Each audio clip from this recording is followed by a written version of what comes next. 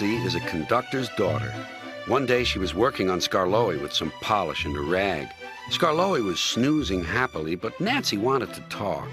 "Wake up, lazy bones. Your brass is filthy. Aren't you ashamed?" "No," yawned Skarloey. "You're just an old fusspot." And Skarloey closed his eyes. He was thinking about his friend Rheneas and all the good times they had shared before Rheneas went away to be mended.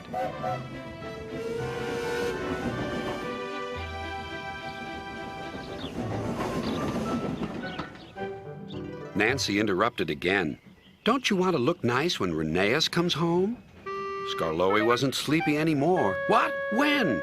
"Soon. Daddy told me. I'm going now," she said. "Nancy, stop! Do I really look nice? Please polish me again."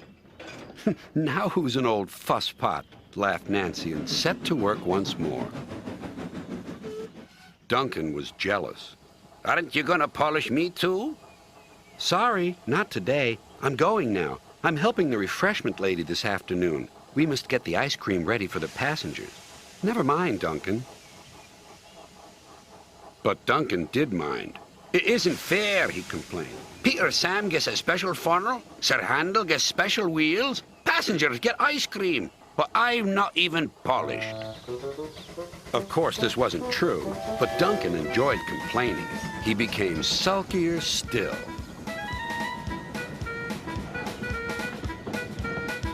That afternoon, there was bad news from up the line. "One of Skarloey's coaches has come off the rails," called Duncan's driver. "We'll have to take workmen there right away." "All this extra work," grumbled Duncan. "It wears an engine out." "Rubbish. Come on."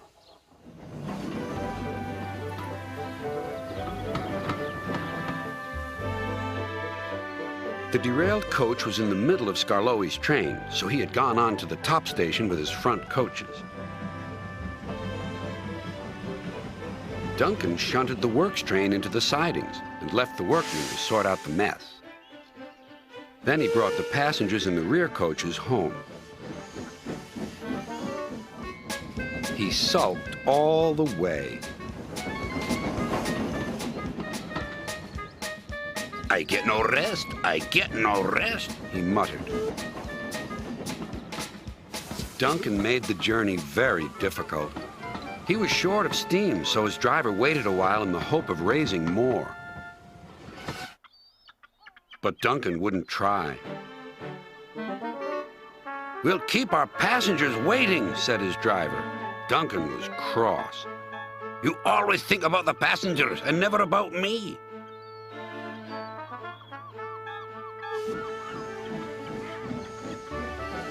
It wasn't long before Duncan built up enough steam to set off again.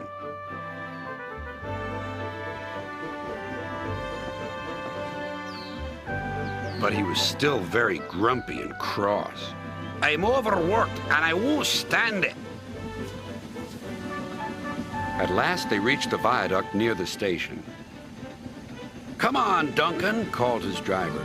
"One more effort and you'll have a rest and a drink at the station." Then Duncan was very rude. "Keep your old station. I'm staying here." And he did, too. Skarloey had to haul Duncan and his train all the way to the platform.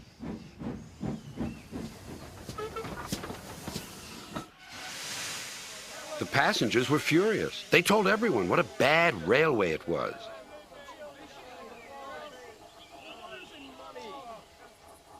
That night, Sir Topham Hatt spoke to Duncan. "No passengers means no polish, and no polish means no passengers," Duncan muttered to himself.